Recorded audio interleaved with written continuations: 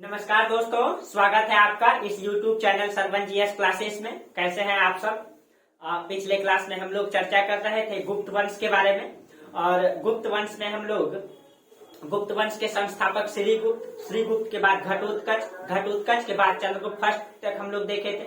आज हम लोग चर्चा करेंगे समुद्रगुप्त के बारे में। समुद्रगुप्त भारतीय इतिहास का एक महान योद्धा साबित हुआ है दोस्तों। उसने कहीं कहीं पूरे भारत को जीता है। अशोक के बाद अगर पूरे भारत पे किसी ने पूरे भारत के साम्राज्य पे किसी ने शासन किया है तो वो है आपका समुद्रगुप्त। समुद्रगुप्त ने अपने परिस्थिति के अनुसार जो निर्णय लिया है वो कहीं कहीं भारतीय इतिहास में एक बेहतर योद्धा, बेहतर नेतृत्वकर्ता साबित हुआ है। तो उसके बारे में हम लोग आज पूरा देखेंगे। और हम लोग जो है समुद्रगुप्त के उपलब्धि से क्या सीख सकते हैं, हम लोग अपने जीवन में उसके निर्णय से अपने जीवन में निर्णय कैसे ले सकते हैं, इन सब चीजों को हम लोग समझेंगे कि समुद्रगुप्त भारतीय इतिहास का एक महान योद्धा कैसे साबित हुआ। उसने अपनी परिस्थिति के अनुसार, अपने संसाधनों के अनुसार किस तरीके से बेहतर निर्णय लिया और भारतीय इतिहास के पन्नों में एक बेहतर योद्धा साबित हुआ, बेहतर शासक साबित हुआ। तो हम लोग आज समुद्रगुप्त के बारे में चर्चा करेंगे। समुद्रगुप्त के बारे में उसके जो शासन काल है उसके बारे में बहुत सारा मतभेद है। कुछ इतिहासकारों का मानना है कि इनका जो शासन काल है 335 से लेकर के 375 ईस्वी है। हालांकि मतभेद है लेकिन फिर भी ऑथेंटिक यही मानना है कि 335 ईस्वी से लेकर के 375 ईस्वी तक इसने शासन किया है। ठीक है। और एनसीईआरटी में जो दिया गया है, एनसीईआरटी 335 से 380 बताता है। ठीक है, 335 से 380 ये एनसीईआरटी में है आपका। और देखिए कहीं कहीं समुद्रगुप्त के बारे में आपसे क्वेश्चन भी ज्यादा पूछा जाएगा, क्योंकि आप एनसीईआरटी जब पढ़ेंगे तो उसमें कुछ खास राजाओं के बारे में भी, उनके उपलब्धियों के बारे में दिखाया गया है। और उसमें जो है समुद्रगुप्त के बारे में विशेष चर्चा किया गया। कहीं कहीं एनसीईआरटी अगर इसको अपना स्थान दिया है, कहीं कहीं ये एक बेहतर शासक है, बेहतर योद्धा है और इससे क्वेश्चन भी आपसे पूछा जाएगा। इसलिए आप लोग एनसीईआरटी जरूर एक बार देख लेंगे। ठीक है, उसमें इनके बारे में दिया गया है। हाँ, आपको जब यहाँ पढ़ लेंगे बेसिक चीजें तब आपको वहाँ एनसीईआरटी समझ में आएगा, नहीं तो नहीं आएगा समझ में, पूर्णतः समझ में नहीं आएगा। ठीक है, तो चलिए, तो जो भी है, तो समुद्रगुप्त के शासन काल के बारे में कहा जाता है कि 335 से 380 तक इसने शासन किया, जो एनसीईआरटी में दिया गया। ये एनसीईआरटी है आपका। ठीक है, चलिए, तो हम लोग इसके बारे में जानते हैं। कहा जाता है कि समुद्रगुप्त जो है चंद्रगुप्त फर्स्ट और जो आपका कुमार देवी है उनका पुत्र है। तो इसका प्रमाण कैसे मिलता है, इनका पिता कौन है? तो ये जो चंद्रगुप्त फर्स्ट, और इसने किससे विवाह किया था? कुमार देवी से। हम लोग पिछले क्लास में चर्चा किए थे। कुमार देवी, इन दोनों से उत्पन्न हुआ कौन?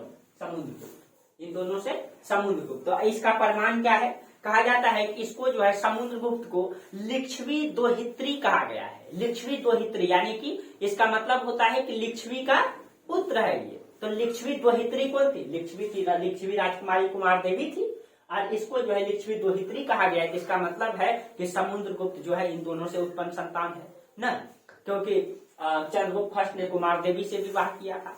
ठीक है, कुछ इतिहासकारों का मानना है कि समुद्रगुप्त पहले मतलब कि समुद्रगुप्त से पहले एक शासक आया था, उनका नाम है कांच। ठीक है, यानी कि कल हम आप लोगों को बताए थे सबसे पहले मतलब श्रीगुप्त के बाद घटोत्कच, चंद्रगुप्त प्रथम, उसके बाद कांच का नाम आता है। एक शासक है कांच। और इसका जो प्रमाण है ये सिक्के के अध्ययन के अनुसार किया गया। भारतीय इतिहास का एकमात्र शासक है जिसका जो है सिक्के के आधार पे किया गया है इसका कार्यक्रम, लेकिन इसकी बहुत ज्यादा उपलब्धि नहीं दिया गया है। ठीक है, इसीलिए हम लोग समुद्रगुप्त को ही देखते हैं कि कोई उपलब्धि नहीं है कांच का, इसकी मतलब स्पष्ट जानकारी नहीं है, इसीलिए हम लोग कांच को नहीं समुद्रगुप्त को पढ़ते हैं। और समुद्रगुप्त के बारे में कहा जाता है कि समुद्रगुप्त के जानकारी के जो स्रोत हैं, इनका जो मुख्य अभिलेख पाया गया है, 2 अभिलेख जो बहुत ही इंपॉर्टेंट है, उससे इनकी जानकारी मिलती है। तो देखिए समुद्रगुप्त के जानकारी का स्रोत,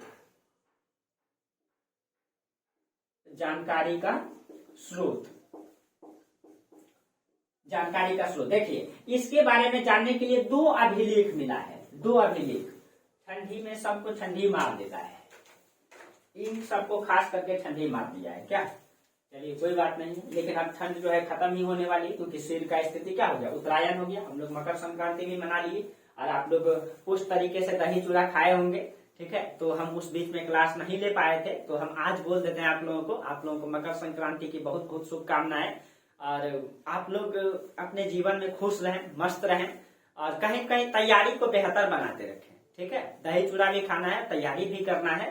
ठीक है, तो चलिए मतलब इसके लिए तो मैं क्षमा चाहता हूँ कि आप लोगों को मतलब आज बोल रहे हैं। ठीक है, जबकि आज बहुत लंबा देर आगे निकल चुका है। चलिए, तो जानकारी का स्रोत, तो जानकारी का जो स्रोत है इसका 2 अभिलेख है जो बहुत इंपॉर्टेंट। एक है आपका प्रयाग प्रशस्ति अभिलेख, ये आपको एकदम ध्यान में रखना है। प्रयाग सब इंक गड़बड़ हो गया है।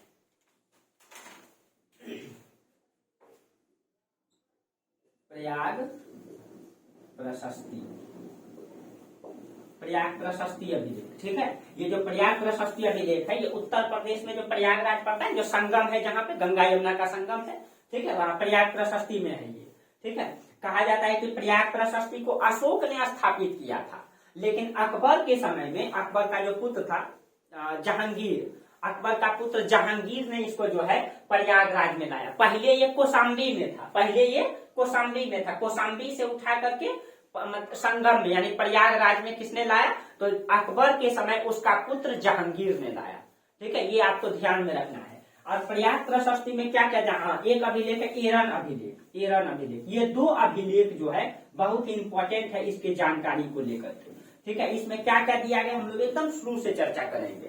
ठीक है, ये जो प्रयाग प्रशस्ति अभिलेख है ये प्रयागराज में है, प्रयागराज जिले में है। और प्रयागराज जिले के अंदर प्रयागराज जो किला है उसी के अंदर में इसको रखा गया है। इसका निर्माण जो है अकबर प्रयागराज किले का, इसको कहाँ रखा गया है, देखिए इसको हम शुरू से बता देते हैं। इसको अशोक ने स्थापित किया था, अशोक के काल में हम बताए भी हैं, अशोक ने स्थापित किया था। लेकिन जब अकबर शासक आए, मध्यकालीन भारत में अकबर शासक आए, अकबर का पुत्र था जहांगीर, जहांगीर जहांगीर ने इसको क्या किया, ये पहले कहाँ था, यहाँ पे आपका पड़ता है कौशाम्बी, कौशाम्बी याद कीजिए, आप लोगों को महाजनपद काल में बताए थे। कौशाम्बी, कौशाम्बी से कहाँ लाया, देखिए ये आपका गंगा नदी है, गंगा नदी है, ये आपका यमुना नदी है, और यहीं से एक धारा निकलती है ऐसे करके सरस्वती का, जिसको घग्घर नदी भी कहा जाता है, जो वर्तमान में विलुप्त हो चुका है। प्राचीन काल में इसका प्रमाण मिलता है। जब राजस्थान के क्षेत्रों में खुदाई किया गया तो इस नदी का स्पष्ट प्रमाण दिखाई देता है। और हड़प्पा काल में इस नदी का प्रमाण मिलता है कि इस नदी के किनारे बहुत सारे शहर बसे हुए थे। ठीक है, तो यहाँ तो ये अभी तो नहीं है दोस्तों ये नदी, ठीक है, लेकिन ये जो संगम है इसी को यहाँ क्या था, प्रयागराज, प्रयागराज। ठीक है, तो प्रयागराज में एक किला बनाया था, अकबर ने जो है एक किला बनाया था प्रयागराज में। इसी किले के अंतर्गत जहांगीर ने इसको ला करके रख दिया है।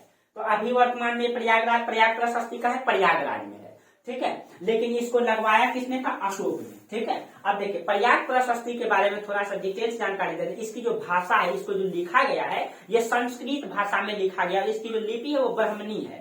ठीक है, आप लोग लिख लीजिएगा इसको। ठीक है, इसका भाषा क्या है, इसकी लिपि क्या है।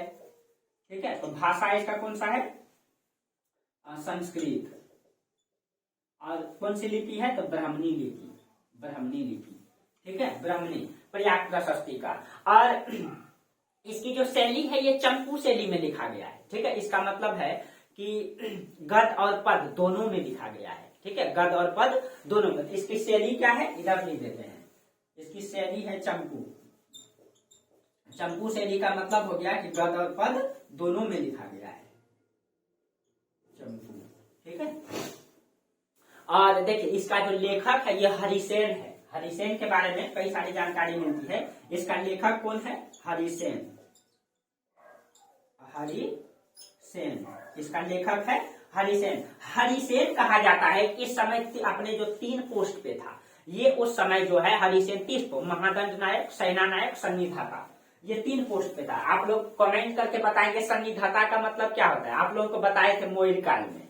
ठीक है, तो हरिसेन, हरिसेन इस समय 3 पोस्ट में है। एक तो मतलब कि सेना नायक, सेना नायक, सन्निधाता, सन्निधाता, और एक है आपका सन्निधाता महादंड, सॉरी सेना नायक नहीं दोस्तों, सेनापति, सेनापति के हैं। ठीक है, सेनापति, उसके बाद महादंड नायक, महादंड दंड नायक, ये 3 पोस्ट पे है। तो इसका मतलब ये है कि एक व्यक्ति कई पोस्ट पे रह सकता है।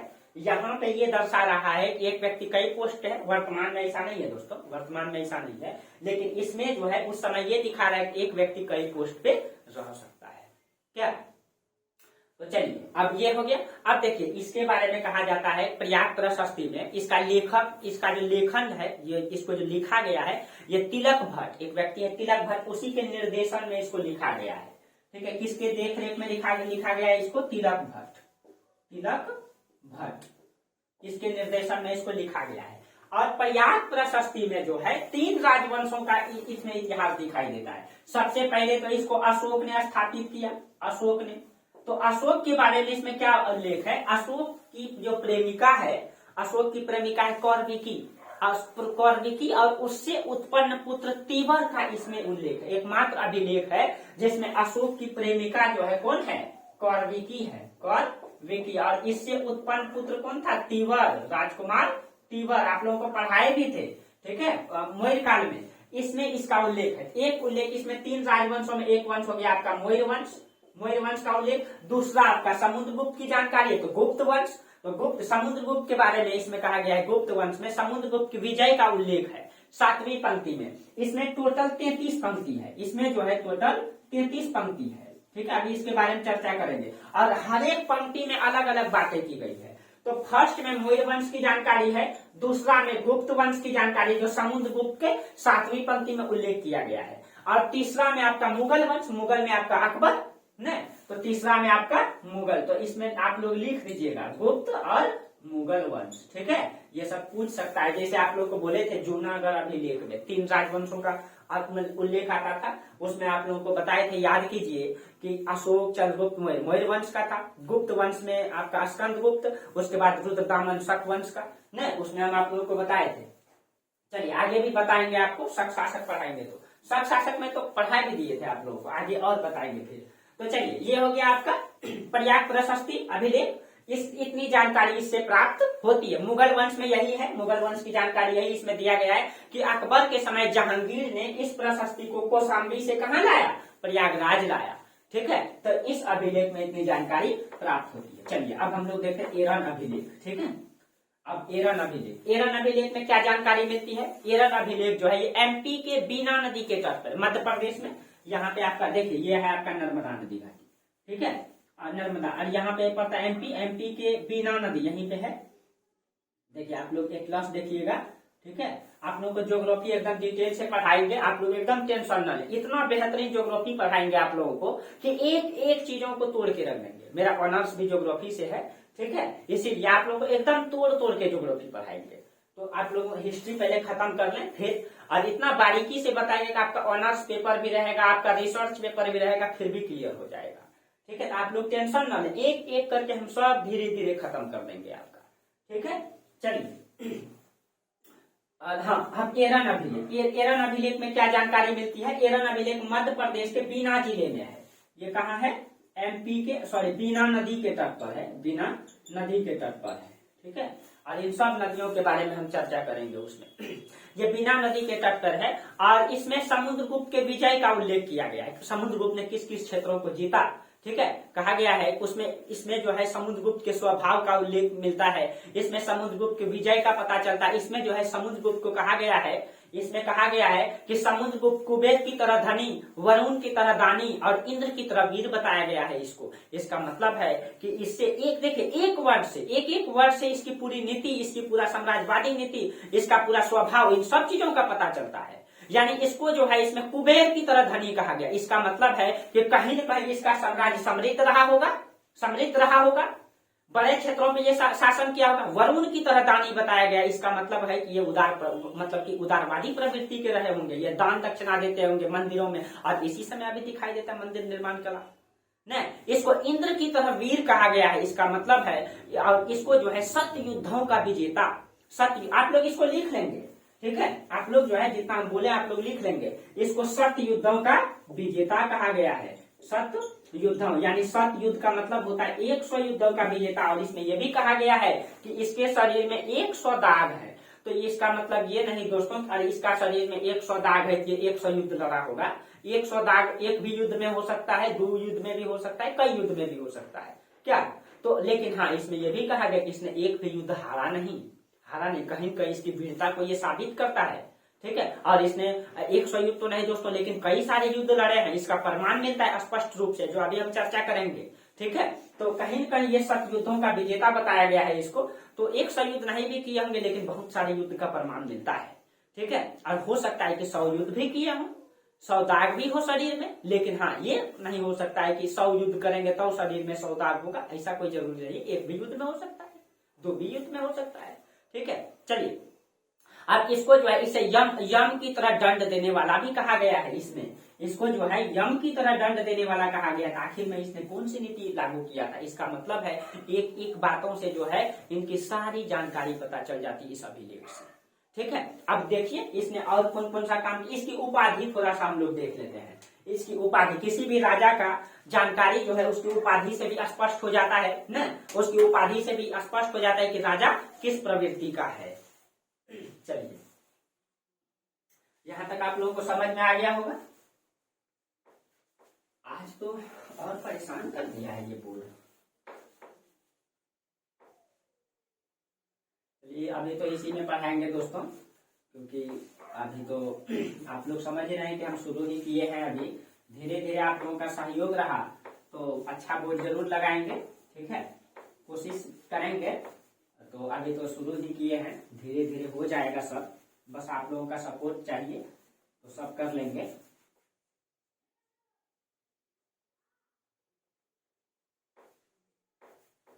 ठंडा के कारण होता है ऐसा, ठीक है। इन सब के बारे में ज्योग्राफी में बताएंगे आप लोगों को, ऐसा क्यों होता है, आपका ओठ क्यों फटता है, ठीक है। इतना पकड़ लिया है कि पानी से भिगाने के बावजूद नहीं हो रहा है।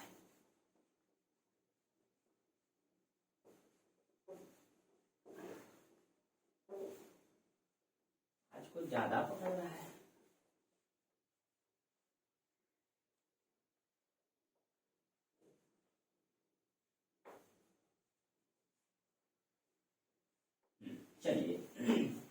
चलिए कोई बात नहीं है दोस्तों, धीरे धीरे सब कर लेंगे। आप लोगों का सहयोग रहा तो धीरे धीरे जरूर सब कर लेंगे।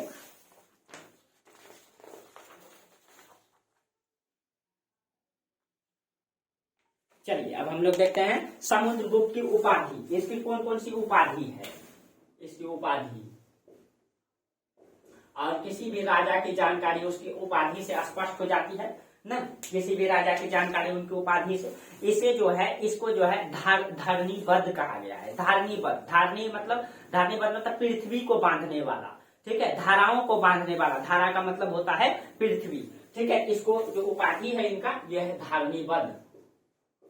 धरणीबद्ध कहा गया इसको, यानी कि धारा को बांधने वाला। धारा मतलब पृथ्वी, इसका मतलब है कि ये कहीं का वीर है, ये साहसी है, ठीक है। इसको जो है पृथ्व्या प्रतिरथ कहा गया है। पृथ्व्या प्रतिरथ, इसकी जो दूसरी उपाधि है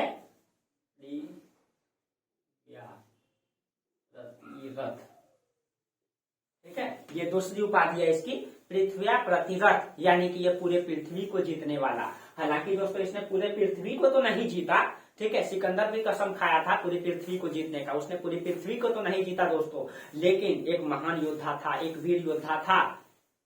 इससे ये क्यों ऐसे ये साबित होता है, क्योंकि आप कभी घर से दूर बाहर रह करके देखिए, 1 साल में दम टूट जाता है। जब घर की याद आएगी तो दम टूट जाता है, हिम्मत टूट जाता है। लेकिन सिकंदर जैसे वीर योद्धा अपने देश नहीं, अपने महादेश को छोड़ करके एशिया महादेश को जीतने आया, 10 साल तक घर से बाहर रहा। तो एक वीर व्यक्ति ही कर सकता है दोस्तों, एक वीर योद्धा ही कर सकता है। कोई घर छोड़ करके और युद्ध में हार भी सकता है, मारा भी जा सकता है, उन सब चीजों को छोड़ करके उसके बिना परवाह किए हुए वो युद्ध में निकल जाता है। तो एक महान योद्धा ही वो कर सकता है, परिस्थिति के अनुसार ही होता है, ठीक है। कहते हैं ना कि समस्या ही समाधान लाता है, तो यही बात है। जब तक आपके जीवन में समस्या नहीं आएंगे, तो जब आपके जीवन में जब जब समस्या आए, जब तक परिस्थिति आए, तो आप उससे घबराए नहीं, उससे डरे नहीं। विषम परिस्थिति तब आता है जब आपको आपकी रास्ता, आपकी मंजिल आगे बढ़ाना चाहता है।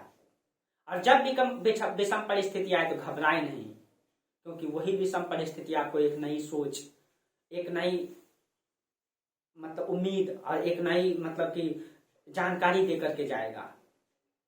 तो कहीं कहीं उससे घबराए नहीं, जो घबरा जाते हैं टूट जाते हैं। ठीक है, चलिए, तो पृथ्विया प्रतिरथ कहा गया है। ठीक है, उसके बाद इसको चंद्र प्रकाश कहा गया है। यह नाम उसको काव्यालंकार सूत्र एक पुस्तक है उसमें दिया गया है। ठीक है, चंद्र प्रकाश, चंद्र प्रकाश। और ये किसमें है, एक है काव्यालंकार सूत्र, काव्यालंकार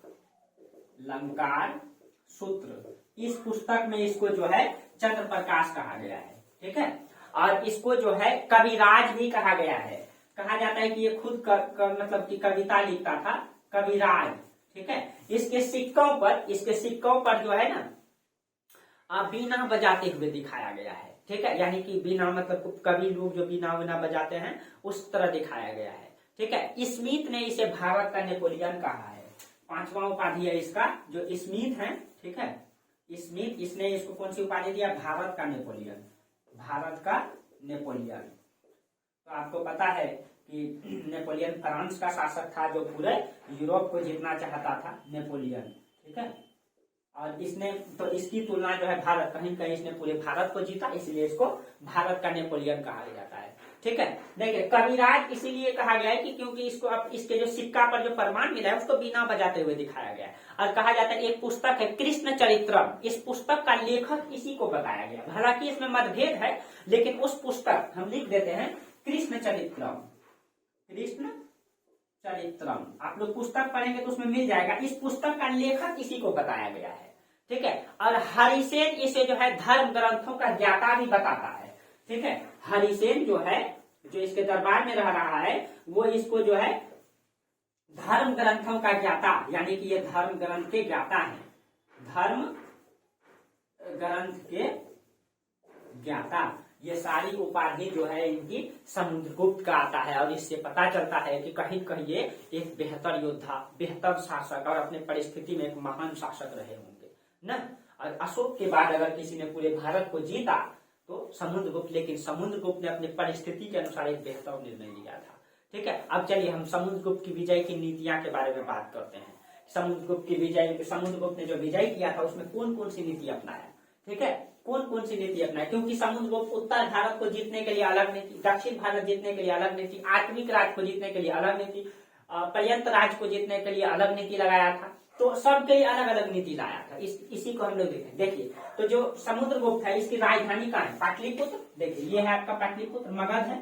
ठीक है, तो ये मगध की सत्ता में संचालन कर रहे हैं और मगध की राजधानी कहाँ है, पाटलिपुत्र यानी पटना, पाटलिपुत्र। तो सोच सकते हैं दोस्तों उस समय इस पटना से पूरे भारत का संचालन होता था। बिहार कितना समृद्ध रहा होगा। आज दुर्भाग्य है बिहार का भ्रष्ट, क्या बोले आप समझ ही रहे हैं कि आज भ्रष्ट नेताओं के कारण बिहार का हालत क्या है।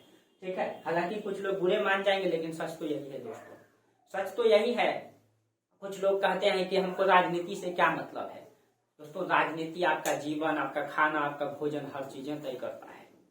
राजनीति हर व्यक्ति को भोजन देता है, राजनीति हर व्यक्ति को चलने का अधिकार देता है, क्योंकि आपने जिस व्यक्ति को जिता के भेजा है वही व्यक्ति तो आपका जीवन तय करता है। इस बातों को समझिए। हम एक उदाहरण देते हैं आपको। आपके क्षेत्र का बहुत ताकतवर आदमी है, 2-4 लोग हैं बहुत मतलब ताकतवर, मतलब बहुत ज्यादा पैसा है, बहुत ज्यादा अमीर है, भारत का ही ले लेते हैं, भारत में अडानी अंबानी जो भी है, क्या वो लोग कोई कानून बना सकता है देश में? क्या कोई वो चाहे कोई देश में कोई कानून पारित कर सकता है? जैसे आज जो है लड़कियों की आयु जो है विवाह की 21 वर्ष कर दिया गया, क्या वो कर पाएंगे? नहीं कर पाएंगे। लेकिन हमारे देश का प्रधानमंत्री और सारे नेता मिलकर के संसद भवन में बैठ सकता है और वो कानून पारित कर सकता है।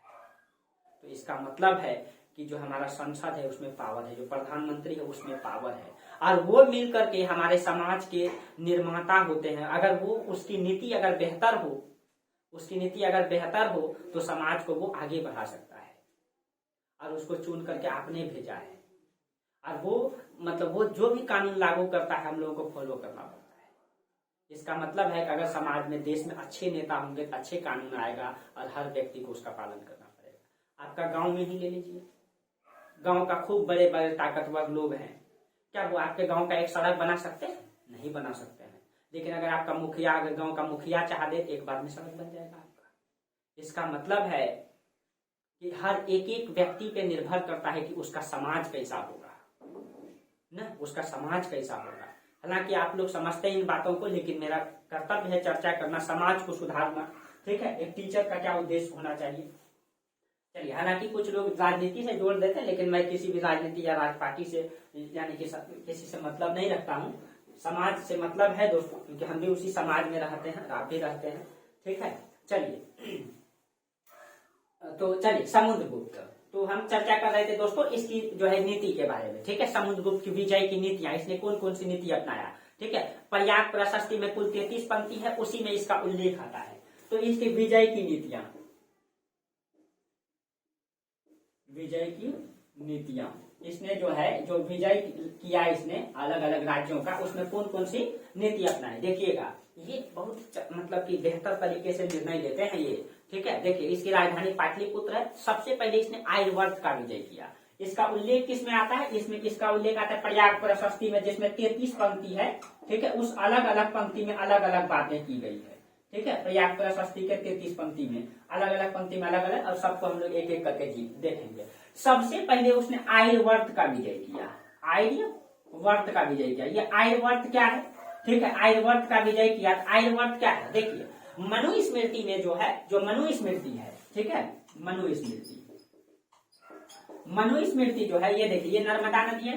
नर्मदा नदी यहाँ पे देखिए, ये मालवा का पठार, ये विंध्याचल पर्वत कहलाता है इसे करके, जो बिहार के कैमूर तक गया हुआ है। ये विंध्याचल पर्वत से उत्तर, ये जो विंध्याचल पर्वत, और आपको पता है कि दक्षिण भारत और उत्तर भारत की सीमा भी यही है, मालवा, और ये मालवा का पठार और नर्मदा नदी, इससे प्राकृतिक सीमा यही है हमारा।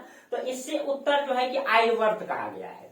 ठीक है, हालांकि विष्णु स्मृति में जो है कावेरी नदी, यहाँ आपका है गोदावरी नदी, कृष्णा नदी, कावेरी, यहां से कहा गया है कि आर्यवर्त जो है कावेरी नदी के उत्तर है। लेकिन हम मानेंगे मनुस्मृति को ही, और उसी को अगर देखें तो कहा जाता है मनुस्मृति के अनुसार, ठीक है, विंध्याचल पर्वत, ये आपका विंध्याचल पर्वत से उत्तर का क्षेत्र को आर्यवर्त कहा गया है। तो आर्यवर्त को जीता सबसे पहले। ठीक है, और आर्यवर्त में इसने 2 विजय किया था। आर्यवर्त में इसने सबसे पहले, आर्यवर्त में इसने किस 2 विजय किया, इसमें 2 प्रकार का विजय किया। इसमें एक प्रथम आर्यवर्त विजय में इसने 3 राज्यों को जीता। जब प्रथम आर्यवर्त विजय किया था, इसमें 3 राज्यों को जीता। उसमें अच्युत, कोतकुलज और नागसेन। इसमें जो है अच्युत, कोतकुलज और नागसेन। देखिए, अब देखिए राजधानी इनका यहाँ है। अब इसने जो है इसके आसपास के जितने भी क्षेत्र थे, इन सब को जीता इसने, अच्युत, कोतकुलज और नागसेन को, इन सब को जीता। और इसके लिए जो इसने जो नीति अपनाया, वो प्रसभोधरण की नीति अपनाया। ठीक है, इसके लिए कौन सी नीति अपनाया? प्रसभोधरण की नीति अपनाया। प्रसभोधरण का मतलब होता है कि पूर्ण रूप से मतलब कि आक्रमण करके उसको नष्ट कर दिया, उसको ध्वस्त कर दिया।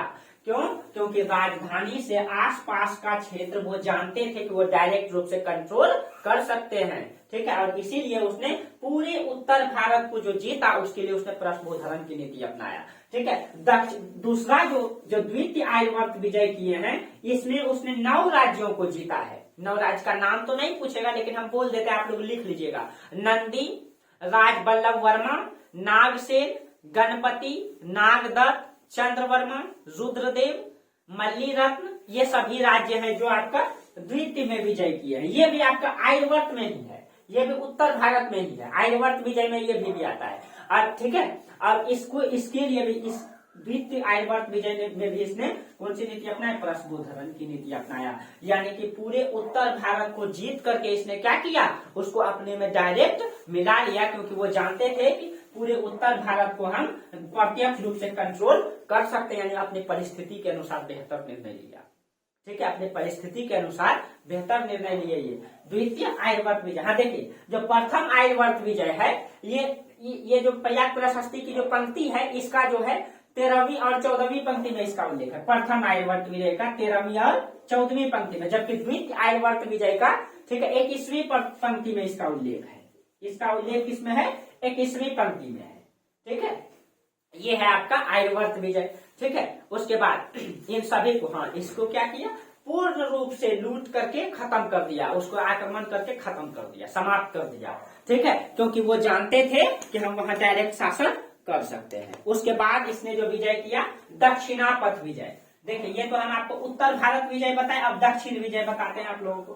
ठीक है, ये हो गया क्लियर, अब दक्षिणापथ विजय।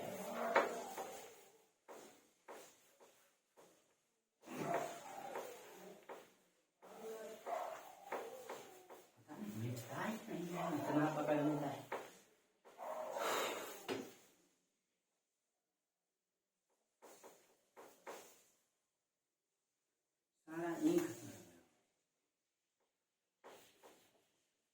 कोई बात नहीं है, घबराना नहीं है, धीरे धीरे ही पढ़ेंगे, लेकिन अच्छा से पढ़ेंगे।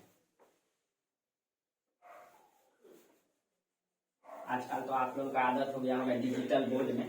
ठीक है, लेकिन दोस्तों डिजिटल बोर्ड में नहीं पढ़ाएंगे, लेकिन बेहतर जरूर पढ़ाएंगे इसमें।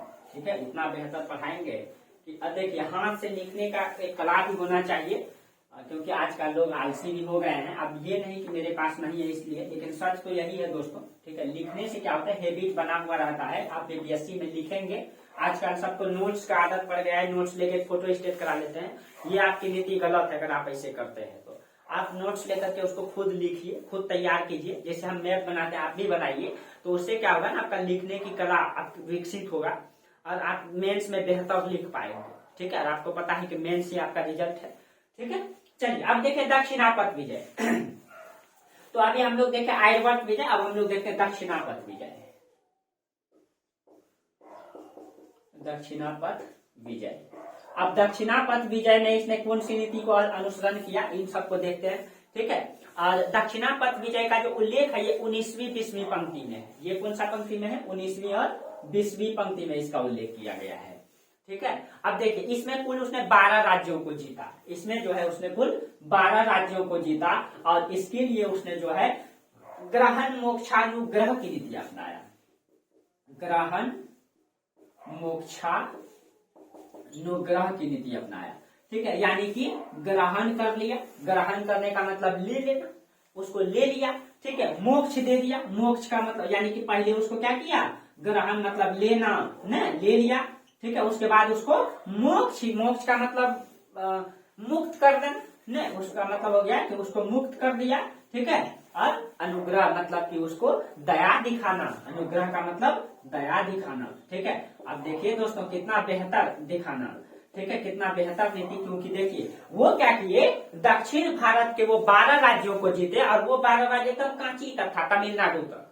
ठीक है, तमिलनाडु तक था। वो जानते थे कि उस समय परिवहन व्यवस्था उतना बेहतर नहीं है, हम दक्षिण भारत को डायरेक्ट नहीं जीत सकते हैं, नहीं जीत सकते। इसलिए उसने क्या किया कि उन सभी राज्यों पर आक्रमण करके उन सब का संपत्ति लूट लिया, और उसको जो है मतलब मोक्ष दिखा दिया, दया दिखा दिया। देखिए कितना बेहतर नीति है, कितना बेहतर नीति, क्योंकि वो समझते थे कि दक्षिण भारत में अगर हम कंट्रोल करने का प्रयास करेंगे तो उत्तर में भी विद्रोह हो जाएगा, परिवहन व्यवस्था ठीक नहीं है, यहाँ से विद्रोह होगा यहाँ पे, यहाँ आएंगे विद्रोह दबाने के लिए 6 से 7 महीना लग जाएगा घोड़ा लेकर के आने में, और फिर जाने में जो है समय लग जाएगा, तब तक उत्तर भारत में विद्रोह हो जाएगा। इसीलिए वो बेहतर नीति का अनुसरण करते हैं, और वो दक्षिण भारत में ग्रहण मोक्षानुग्रह की नीति अपनाए, कहीं के अपनी परिस्थितियों के अनुसार बेहतर शासक से साबित हुए दोस्तों। इसीलिए कहा जाता है आप भी इतिहास को पढ़ के अपने जीवन में बेहतर निर्णय लें, इतिहास को सोचें, इतिहास को समझें, और तब निर्णय लें। सही निर्णय क्या होनी चाहिए, सही निर्णय क्या होनी चाहिए, किस तरीके से बेहतर योग्य व्यक्ति यही करता है।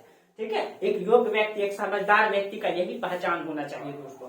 ठीक है, ये जानते थे कि दक्षिण भारत को डायरेक्ट कंट्रोल नहीं कर सकते हैं, इसीलिए इसने यहाँ। अब देखिए, आप कहिएगा 12 राज्यों का नाम, तो लिखने में तो समय लग जाएगा, हम बोल देते हैं। कुछ राज्य के बारे में पूछा भी जाता है, जैसे कोसल राज्य। एक तरफ आप लोग कैसे लिख लीजिएगा, राज्य, एक तरफ राज्य लिख लीजिए और एक तरफ राजा का नाम लिख लीजिए। ठीक है, राज्य और राजा का नाम हम बोल देते हैं। कोसल राज्य, उसके शासक हैं महेंद्र। वेंगी राज्य है, उसकी शासक हस्तिवर्मा। पालक, उसके शासक उग्रसेन। देवराष्ट्र, उसके शासक कुबेर। ठीक है, बुश स्थल, उसके शासक हैं धनंजय। ठीक है, अवमुक्त क्षेत्र, उसके शासक हैं नीलराज। ठीक है, कांची आपका एकदम तमिलनाडु में पड़ता है, यहाँ पे सोचिए, यहाँ पूरे दक्षिण को जीता था उसने।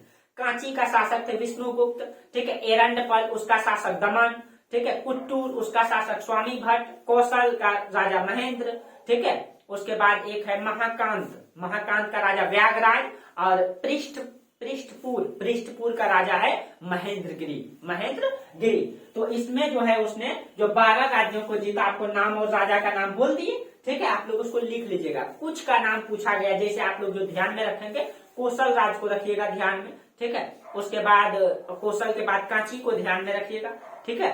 और कांची पालक देवराष्ट्र और मुक्त क्षेत्र को ध्यान में रखिएगा। 2-3 को ध्यान में रखना है, बहुत ज्यादा याद भी नहीं रहेगा और रखना भी नहीं है, कुछ पूछा गया उसको ध्यान में रखना है, ठीक है। इसके लिए उसने ग्रहण मोक्षानुग्रह की नीति अपनाया।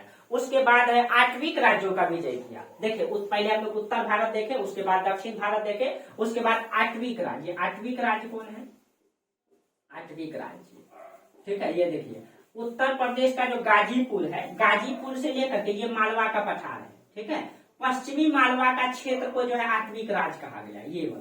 ये वाला क्षेत्र को आठवीं राज कहा गया है। पश्चिमी मालवा का पश्चिमी इलाका से लेकर गाजीपुर, उत्तर प्रदेश का गाजीपुर तक का क्षेत्र को आठवीं राज कहा गया है। और इसके लिए उसने जो है, ठीक है। और हाँ, इस याद कीजिए अशोक के समय भी इसको बताए थे। अशोक का 13वें शिलालेख में इसका उल्लेख आता है। आठवीं राज्यों को वो धमकी देता है क्योंकि आठवीं राज बार बार विद्रोह कर रहे थे। अशोक बोले थे कि मैंने तलवार छोड़ा है, तलवार चलाना नहीं छोड़ा है, तलवार चलाना नहीं भूला है। इसका मतलब उसने कहा है, कहने का मतलब है मेरा, उसने कहा है कि मैंने अपनी सेना को खत्म नहीं किया है, सेना रखा है, इसीलिए इसको धमकी दिया है उसमें। तो उसमें भी उसका उल्लेख है, ठीक है। और यहाँ भी उल्लेख है, यहाँ पे इसने आठवीं राज्य को जीता और आठवीं राज्य को जीत करके इसने परिचारीकृत की नीति अपनाया, ठीक है। आठवीं राज्यों को जीत करके कौन सी नीति अपनाया? परिचारीकृत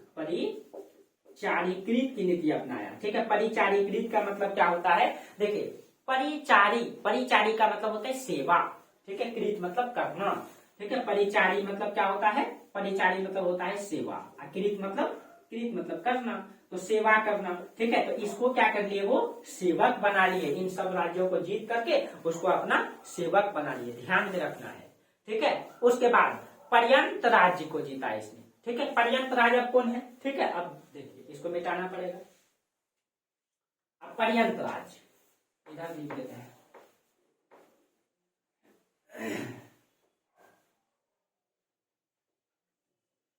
पर्यंत राज्य, अब पर्यंत राज्य के लिए उसने कौन सी नीति का अनुसरण किया? ठीक है। अब देखिए पर्यंत राज्य क्या है? पर्यंत का मतलब होता है सीमावर्ती राज्य, ठीक है। ये राज्य 2 तरह के थे। पर्यंत का मतलब होता है सीमावर्ती, और ये सीमावर्ती राज्य 2 तरह के थे, ठीक है। एक तो आपका गणतंत्र और एक आपका राजतंत्र, ठीक है। इस तरीके से उसने देखिए अब गणतंत्र और राजतंत्र में कौन कौन सा राज्य थे, ठीक है।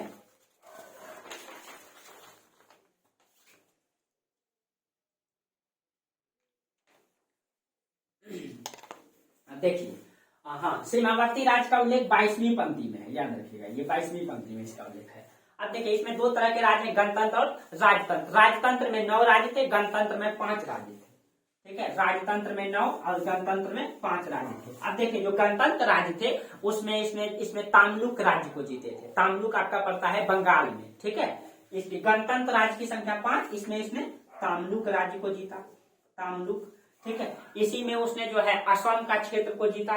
याद रखिए असम, आप याद कीजिए असम का क्षेत्र को चंद्रगुप्त मौर्य ने भी नहीं जीते थे, चंद्रगुप्त मौर्य भी नहीं जीते थे असम का क्षेत्र को, ठीक है। जबकि इसने असम को भी जीता, ये आपका पड़ता है असम का क्षेत्र, ठीक है। ये आपका असम का क्षेत्र पड़ता है, तो इसने असम को भी जीता। उसके बाद हाँ, ये नेपाल को भी जीते थे, ये जो है नेपाल को भी जीते थे, नेपाल, ठीक है। ये और 9 मतलब कि राजतंत्र थे, उसका नाम तो मतलब कि आप लोग किताब में देख लीजिएगा, सब में दिया हुआ है, ठीक है।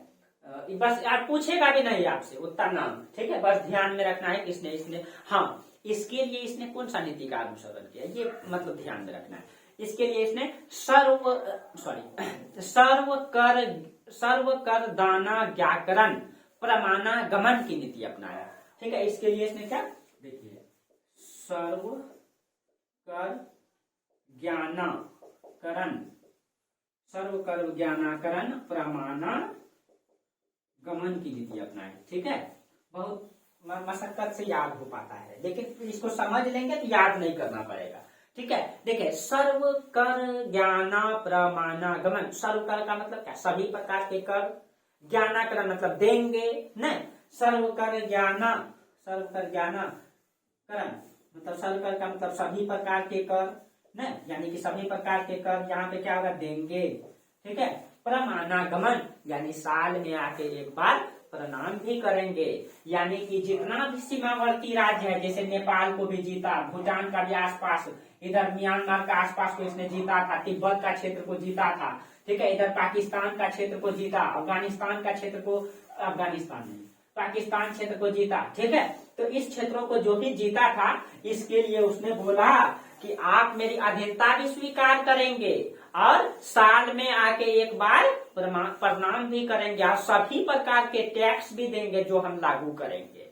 तो देखिए कितना बेहतर मतलब कि योद्धा है कि हर परिस्थिति में हर प्रकार का निर्णय लेता है। यही आपको आगे जब पढ़ाएंगे, अलाउद्दीन खिलजी ने भी दोस्तों पूरे भारत को जीतेगा और एमबीटी भी पूरे भारत को जीतेगा। लेकिन अब एमबीटी जो है दिल्ली सल्तनत का सबसे पढ़ा लिखा सुल्तान था, लेकिन वो भारतीय इतिहास से नहीं सीखा, और जो भारतीय इतिहास से नहीं सीखता है कहीं कहीं जरूर गलती करता है, कहीं कहीं जरूर गलती। भारतीय इतिहास है दोस्तों, आपका इतिहास है, आप इस चीजों को ध्यान में रखेंगे, जो पूर्व में किया गया कर्म है उसको ध्यान में रखकर कहीं वर्तमान में निर्णय लें।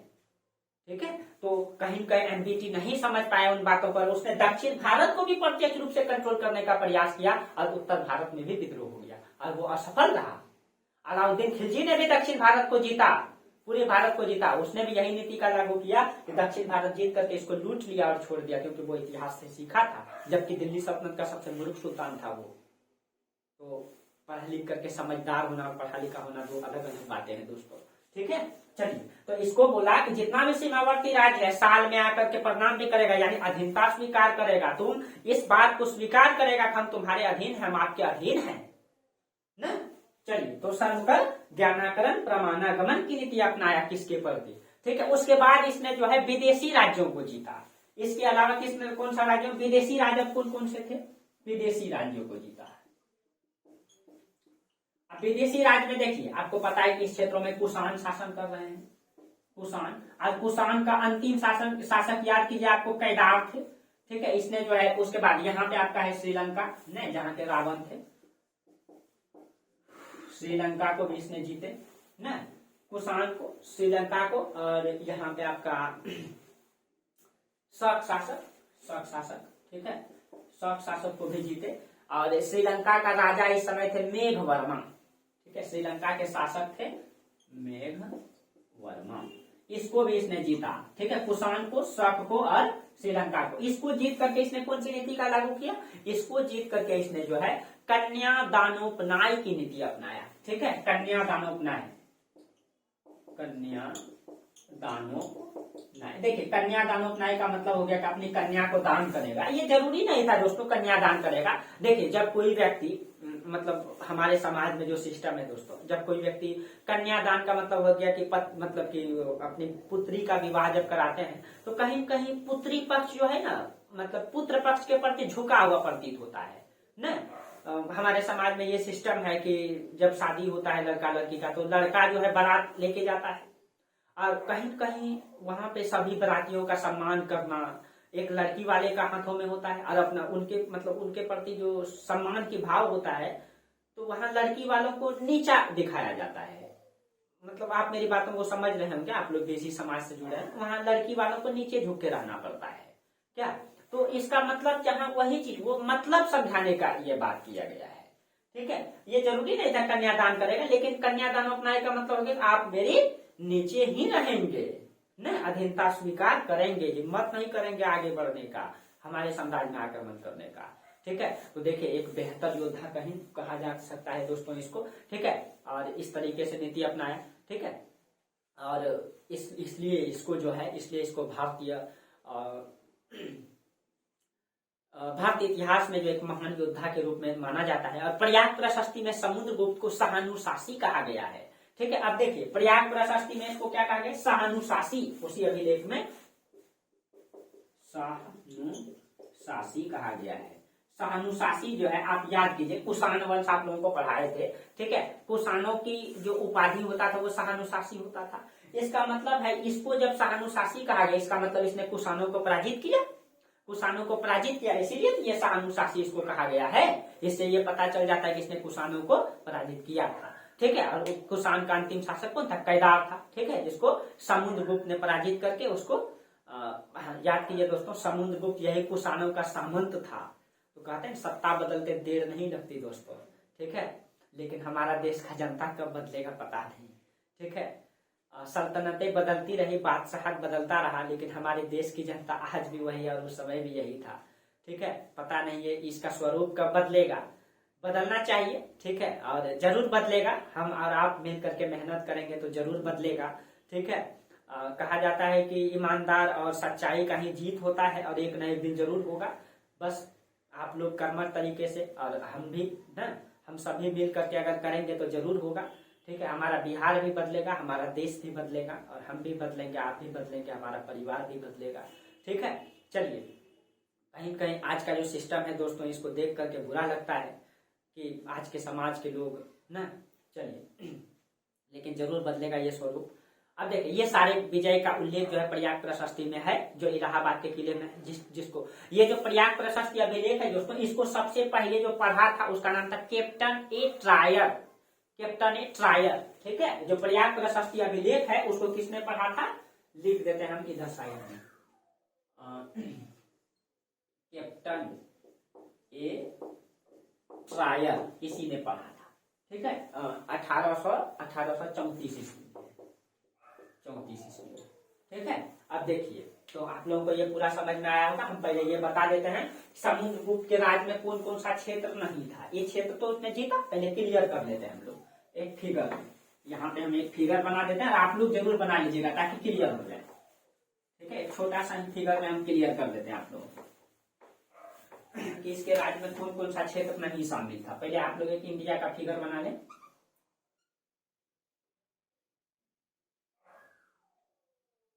बहुत बार प्रैक्टिस किए हैं दोस्तों इंडिया का फिगर बनाने के लिए, ठीक है। मेरा ज्योग्राफी है तो हम लोगों को, जो हम लोगों के गुरुजी थे प्रोफेसर, वो लोग बहुत बार मेहनत करवाए थे और हम भी बहुत किए थे। इसीलिए आप लोग ये ना सोचें कि इतना जल्दी सीख लिए हैं, नहीं, आप लोग भी अगर मेहनत करेंगे, ठीक है, तो कहते हैं करत करत अभ्यास जरमत हो सुजान, रसली आवत जात है सिर पर परत निशान। तो करने से सब चीजें होता है दोस्तों, ठीक है। मेहनत कीजिए, एक न एक दिन तो होना ही है।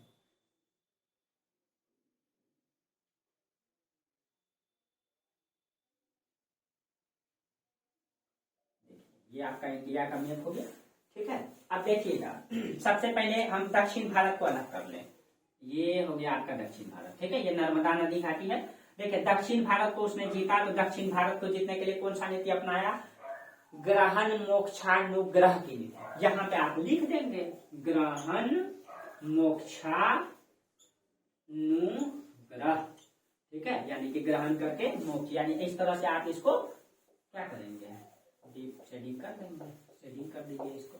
दक्षिण भारत को जीता ने, अब उत्तर भारत को जीता उसने। अब देखिए उसकी राजधानी कहाँ है, तो उसकी राजधानी है पाटलिपुत्र, यहाँ पे हम लिख देते हैं पाटलिपुत्र।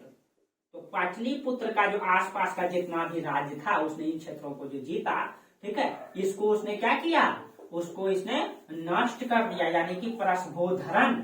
इसके लिए उसने कौन सा नीति अपनाया, परसभोधरण की नीति अपनाया न। उसके बाद यहाँ पे आपका पड़ता था आठवीं राज्य, यहाँ आठवीं राज्य यानी कि उत्तर प्रदेश का गाजीपुर से लेकर के ये मालवा का पश्चिमी हिस्सा, ये आठवीं है। ये क्या है, आठवीं राज्य। आठवीं राज्य को जीतने के लिए, देखिए दोस्तों हम एग्जैक्ट नहीं बना रहे, लेकिन आप लोग इंडिकेट कर देते हैं। आठवीं राज्य को जीतने के लिए परिचारीकृत की नीति अपनाया, परिचारीकृत